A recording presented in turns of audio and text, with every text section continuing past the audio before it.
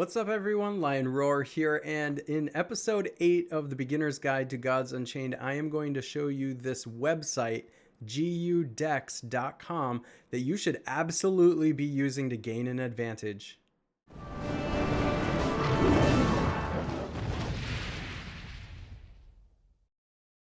But first, join me over in Gemstone Legends.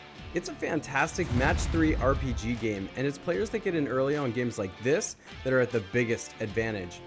Not only will you help the channel out by using the link in the description of this video, but you're going to get a free epic hero named Moralia along with a bunch of gold, gems, and potions.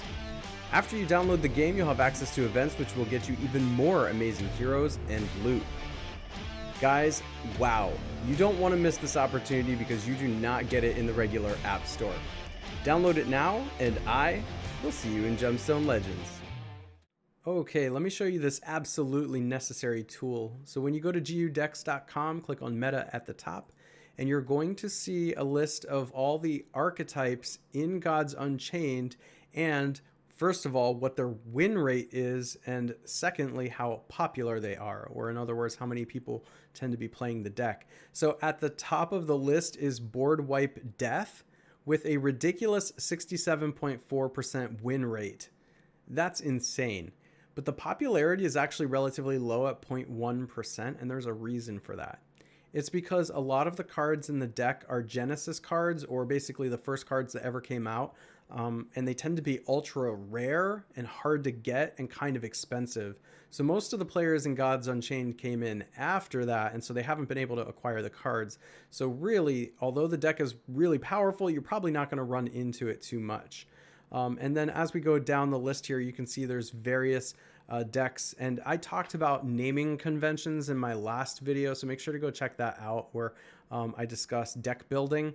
But you can see there's different like aggro decks and mid-range decks and things like that that use all the different gods. So especially if you're trying to do the gauntlet of the gods and you're trying to look for decks that are one of each type of god so that you can get as much flux as possible. You can see here we have like the magic god, the goddess of death, nature, war. So there's good decks for every god listed here.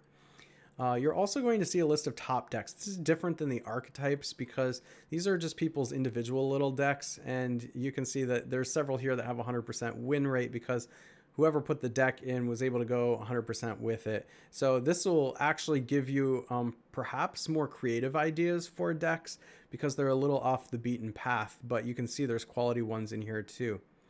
Now, what's cool about the matchups tab is that it's going to show you how a particular deck does against another deck. So I had talked in my last video about deck building, about the rock, paper, scissors aspect of deck building, which means that like aggro decks tend to beat control decks tend to beat mid-range decks, and mid-range decks tend to beat aggro decks. So you can look at this and see if that's true. And if you choose an aggro deck, maybe there's a couple different types of aggro decks on here, for example, you can actually see which one tends to win against mid-range more because that tends to be a weakness of the aggro deck. So maybe you choose a deck that actually can overcome its weaknesses a little bit, or maybe you choose one that has an ultra high win rate against control decks if there's a lot of control decks in the metagame. You can also look at match results, which is kind of cool because you can go look up people that you played or look up at yourself if you want to. You can look at individual card rankings. So if you're somebody who wants to brew and you want to go pick up some powerful cards and then decide what to do with them, for example, Avatar of War at the very top here tends to win in decks 74.7% of the time. So that's just one individual card that tends to be really powerful. And you can go down the list here. Now, any one individual card might not be the thing that's making it so super powerful. It might be synergy, which again, I talked about in my deck building video. So go check that out. But Avatar of War combined with other cards might be what's making it so powerful. The deck just has a lot of synergy. And lastly, it's important to look at the player stats tab here. You can look yourself up if you want to, so I'll go ahead and look myself up. I am Lion Roar Gamer, so here it's showing me how I did on January 2nd, 3rd, 4th, and 5th.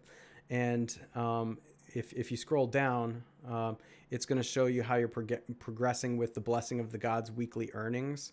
And another thing it will show you too is how you're doing with weekend ranked. So I haven't started weekend ranked yet, so you can see it's not showing me anything there. But when I do that, it will show me how far I've gotten in that. So I don't know if you've played weekend ranked, but one of the things that I hope Gods Unchained will improve about their game is there's nowhere in there telling you how many wins you've actually got and like where you're at in the reward tier. But this site will tell you specifically. It will match you to your results in Gods Unchained. It is a third party, but it's the way to keep track of this for now. Now, back at the top, I'm only going to highlight one other thing on here, and that is this cards tab. And that is because if you're somebody who likes to brew and you just want to like filter and search for individual cards by like mana cost or their rarity or what tribe they're in, for example, one of the cool synergies you can do is like, let's say you want to build a Viking deck and you only want to see Viking cards. Well, there they all are. So you can choose cards for your deck based on what's here. And that's just a really cool way to look at the individual cards. Something else I like about it too is if we click on it, it will actually tell you what it's worth in ETH. So you can see Battle Bard is worth 0.0007 ETH. Let's just look up some card that I happen to know is worth a lot of money and see if it tells us that.